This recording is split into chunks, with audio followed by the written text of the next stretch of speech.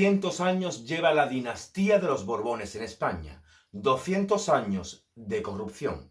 200 años que se culminan en este momento con el escándalo de Juan Carlos I.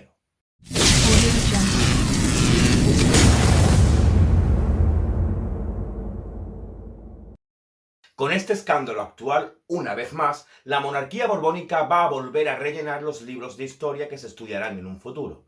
Pero como siempre digo, el que no conoce la historia está condenado a repetirla. Y es que en España esto es lo que ocurre. Esto es un país de pandereta. ¿Que no os lo creéis? Está bien, vamos a hacer un viaje de 200 años de reinado en la dinastía de los Borbones en España. Todo comienza el 1 de noviembre del año 1700, cuando muere sin descendencia Carlos II, apodado el Hechizado. Según sus biógrafos, y leo, se trataba de una persona epiléptica, pálida, escurrida, enclenque, feo, malformado y poco favorecido. Y según los forenses que le hicieron la autopsia tras su muerte, murió sin una gota de sangre en su cuerpo, con el corazón del tamaño del grano de pimienta, los pulmones corroídos, putrefacto y con un solo testículo, el cual era negro como el tizón y además poseía la cabeza llena de agua. Cuando muere el hechizado, al no dejar descendencia, el resto de potencias europeas, el resto de potencias fortalecidas, como fueron Austria, Holanda, Francia, Portugal, Inglaterra, se lanzaron a la conquista de España para poder ocupar el trono al más estilo Juego de Tronos. En ese momento, la monarquía más fuerte era la de Luis XIV de Francia, apodado el Rey Sol, quien, viendo que el resto de Europa se estaba enfrentando por el trono español, esta es la guerra de sucesión, la cual duró 14 años, como era el más fuerte, decidió: aquí en Europa mando yo nombro al duque de Anjou, mi nieto, rey de España, y se acabó el problema. Y así entran los Borbones en España. El duque de Anjou se convertiría en el futuro Felipe V. Felipe V, cuando llega al trono español, obviamente España se encuentra muy dividida. Tenía muy pocos partidarios y muchos enemigos, pero Felipe V quería mantener el trono a toda costa.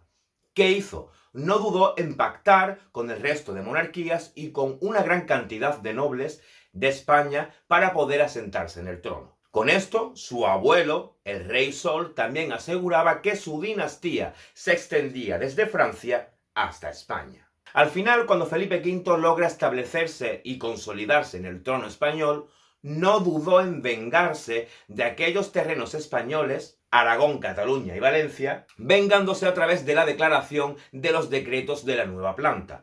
Con lo cual, esto significaba que todas las leyes regionales de estas zonas o estos reinos españoles quedaban abolidas. Felipe V en 1724 abdicó en su hijo, quien se convertiría en Luis I. ¿Por qué abdicó? Simplemente porque no le gustaba España. Pero el karma es muy justo. Y varios meses después de nombrar a su hijo Luis I rey de España, siendo menor de edad, con 17 años, su hijo muere. Y por cojones tuvo que volver a reinar España, y lo hizo durante 22 años más. ¿No querías España? Pues te la come con papa. El siguiente rey fue Fernando VII de Borbón, a quien casualmente no le tocaba reinar. Siempre fue el segundón de la casa real, siempre pasaba desapercibido, pero al final pasó de ser invisible a convertirse en rey de España. Este se enamoró de Bárbara de Braganza, una noble portuguesa que poseía la cara deformada por haber pasado la viruela. Y se ve además que en sus genes, como desde nacimiento sabía que no le tocaba reinar, no le interesó mucho los temas de reinado, ni de potencia, ni los temas de estado. De hecho, sus 5 últimos años de reinado se los pasó sentado en una silla.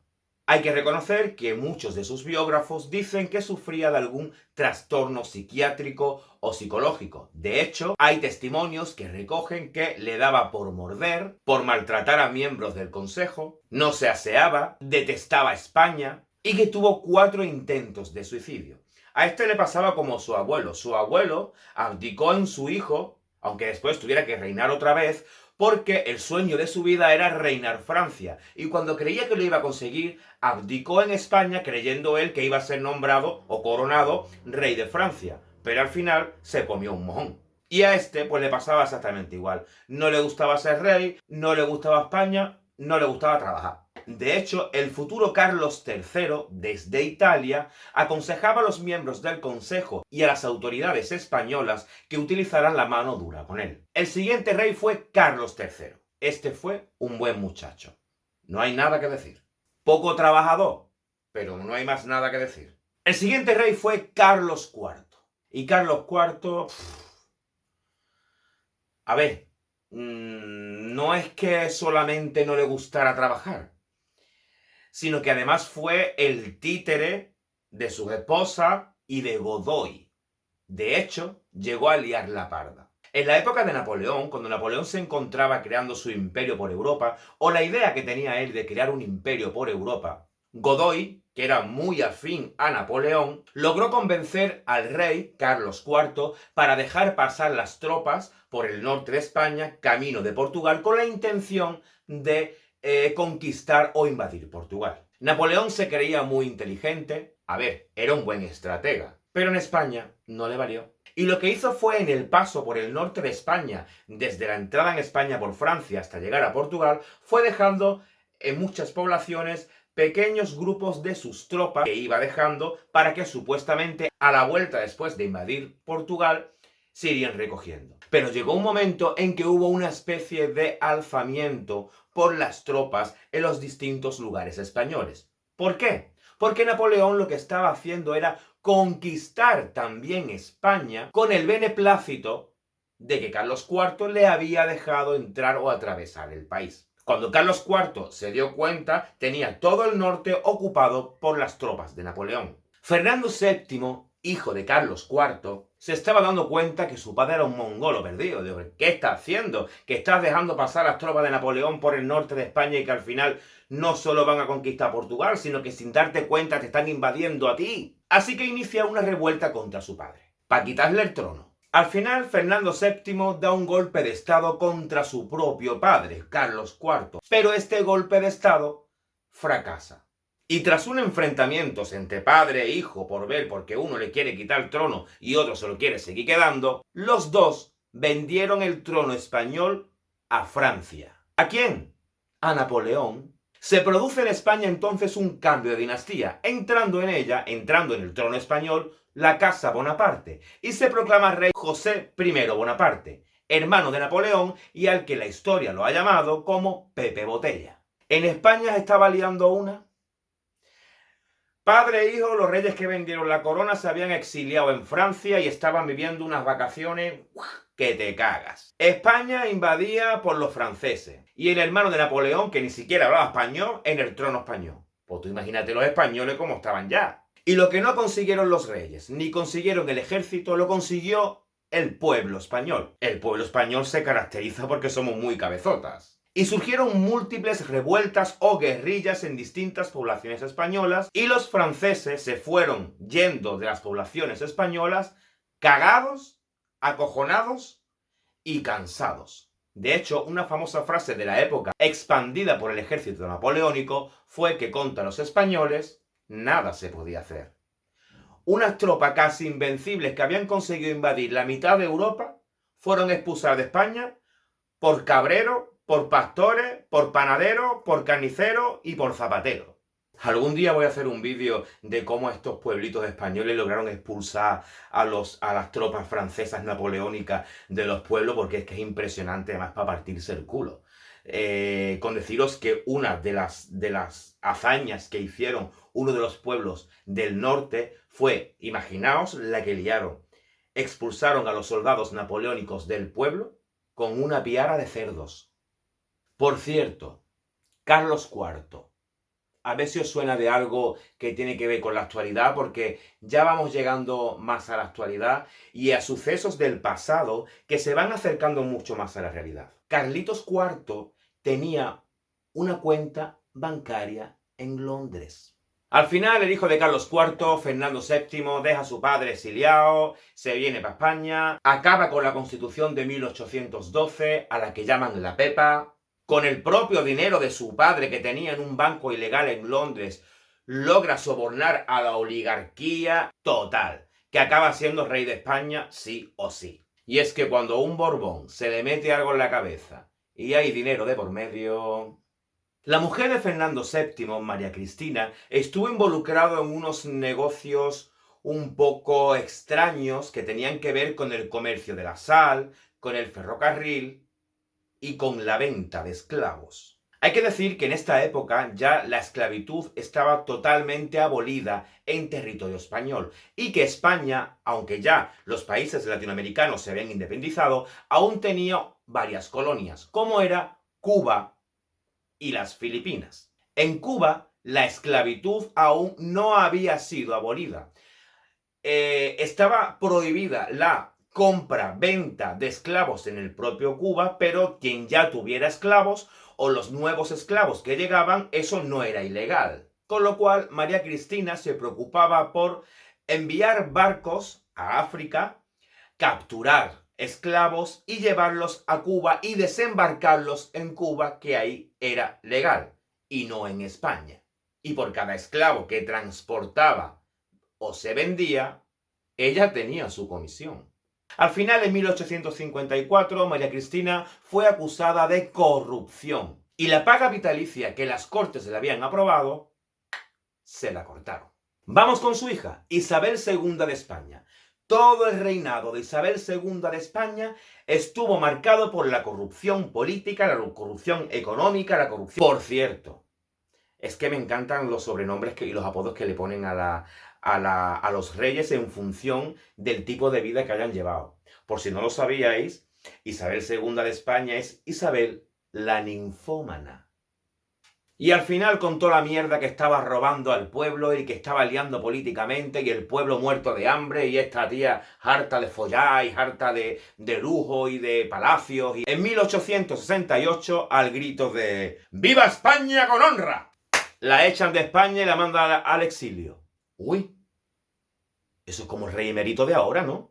Alfonso XIII, el abuelito del rey emérito que tenemos ahora. Alfonso XIII tenía muchos intereses económicos en varias empresas ilegales, opacas, relacionadas con el Metro de Madrid, con empresas constructoras que no estaban legalizadas y, lo más fuerte, amasó una gran fortuna a través de carreras de galgos ilegales. Algunas de las irregularidades que cometió durante su reinado fue, por ejemplo, la construcción de algunos tramos del Metro de Madrid o la concesión del monopolio de la empresa telefónica a Estados Unidos, que casualmente es una empresa que todo noble que es imputado acaba trabajando en la Fundación Telefónica. ¿Conocéis el caso de Iñaki Urdangarín, quien está cumpliendo pena de cárcel por corrupción económica? Iñaki Urdangarín es el yerno del rey emérito. Otra de las perlitas de Alfonso XIII fue la aventura del Rift, una guerra en Marruecos por ver el control de los recursos que ofrecía el país. Alfonso XIII envió a más de 20.000 soldados españoles. Perdón, no eran soldados, eran padres de familia, eran tenderos, carniceros, panaderos, agricultores. No habían cogido un arma en la vida y estaban obligados a ir a la guerra. Y murieron más de 20.000 personas. Pero decretó de que todo noble o persona rica de España, que a él le convenía, si pagaban al cambio 6 euros, estaban exentos de ir a la guerra. Imaginaos, podréis pensar, 6 euros es una mierda. 6 euros en esa época era un pastizal, que una persona de a pie normal, o en este caso, un varón de a pie normal, era el sueldo de todo un año. Y vamos con Juan Carlitos. Juan Carlos I, rey emérito de España. Vamos a recordar antes las palabras que pronunció y el juramento que pronunció el día de su coronación. Juro por Dios y sobre los santos evangelios cumplir y hacer cumplir las leyes fundamentales del reino y guardar lealtad a los principios que informan el movimiento nacional. Juan Carlos aceptó una corona genocida, una corona que venía de un franquismo, de una dictadura franquista, donde se asesinó y ajustició injustamente a muchísimos españoles. Siempre, a lo largo de todo su reinado, ha sido un rey querido en España y que aparentemente ha estado al servicio de los demás. Pero desde hace una década, concretamente cuando estalla la crisis económica mundial del año 2008, donde todos los países del mundo lo pasaron fatal, comenzaron a verse a la luz determinadas actuaciones que dejaban entrever que ni el bueno es tan bueno, ni el malo es tan malo. En plena crisis, y por primera vez en la historia, un rey pide perdón públicamente a un pueblo por no haberse comportado como es debido. Lo siento mucho, me he equivocado y no volverá a ocurrir.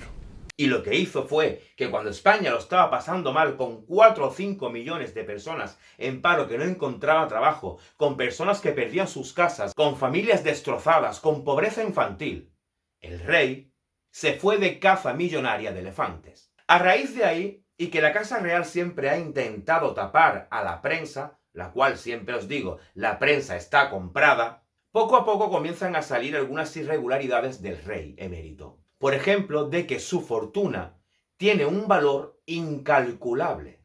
Vamos a ver, el sueldo del rey de España son poco más de 240.000 euros anuales.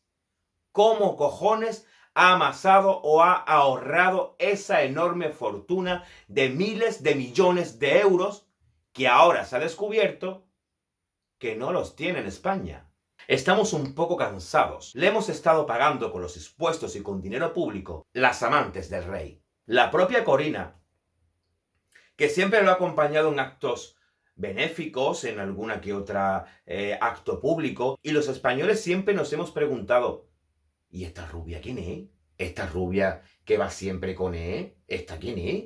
Y a todo esto hay que decir, y hay que admirar la templanza y el saber estar de Sofía. Chapó por Sofía. Aceptación de regalos millonarios. Negocios no muy claros. Regalos millonarios a Corinas y a otras mujeres. Y todo esto mientras España se pudre en una crisis o se hunde por una pandemia. Por no hablar de que se acaba de descubrir también de que de Suiza, del banco que tenía en Suiza, hacía venir maletines de billetes por aviones a través de los aeropuertos. Para no pasarlo por el banco. Para no declararlo, vamos. ¿Para qué queremos una casa real? ¿Para qué sirve un rey? Le estamos pagando el sueldo al rey, a la reina, al rey emérito, con todo lo que tiene metido en el banco, que no ha ni declarado. Encima le tengo que pagar la jubilación. La casa real le cuesta a España anualmente más de 1 millón de euros. Por no decir que le pagamos las vacaciones, le pagamos los yates, le pagamos un piso en Ibiza, le pagamos... Tío, y yo para tomarme una caña de cerveza tengo que estar contando el dinerito. Yo no digo que quite la monarquía, tío, pero a un referéndum, ¿qué es lo que quiere la gente? La institución monárquica tiene más de 2000 años, porque desde la edad antigua se registran monarquías. Está totalmente obsoleta. Además, y el ejemplo está de que un rey no sirve para nada, es el siguiente, que aquí os dejo un vídeo. En plena pandemia, subí un vídeo preguntándome que dónde estaba el rey, dónde estaba el rey, que casualmente 3 días después dio un comunicado, pero tardó no sé cuánto, 2, 3 semanas en salir. O sea, en una pandemia, el rey, y si hubiera una guerra, el rey es el primero que sacan. ¿Para qué queremos un rey si ni siquiera da la cara cuando el país lo necesita? Que por cierto, en el discurso que el rey dio en España por la pandemia, ya se sabía todos los tejemanejes de su padre y no dijo ni esto. Él no tiene que pedir perdón. Ahora, también os digo una cosa. A su padre, al rey emérito, por ley, ni siquiera va a ser investigado, porque los reyes están exentos de la ley. Yo siempre digo qué inteligentes fueron nuestros amigos, los hermanos latinoamericanos, cuando se independizaron. Qué inteligente soy, porque ya os estaba oliendo la mierda que hay aquí. Y algo que me parece muy gracioso y me parece muy anecdótico es que Juan Carlos I ha sido el primer rey español que ha visitado los países latinoamericanos y que antiguamente pertenecieron a la corona española. Ninguno antes había ido. Y que además, ahora mismo el rey ha decidido autoexiliarse y todo apunta a que está en un país latinoamericano. Tened cuidadito, que por ahí anda. En definitiva, ¿para qué sirve una monarquía? Esto no es solución. O aprendemos un poco de historia o volvemos a tropezar cada vez más con la misma piedra. La pregunta, la que os he hecho, ¿merece la pena una monarquía? Por cierto, y cambiando de tema, ya sabemos cómo está el planeta, por favor, colaborar un poco y no os la olvidéis. Colaborar y ponéosla. Si te ha gustado el vídeo, regálame un like. Y si te gusta mi contenido, suscríbete al canal y no te olvides de darle a la campanita para estar al tanto de cuando subo nuevos vídeos. Nos vemos en el próximo vídeo. ¡Chao!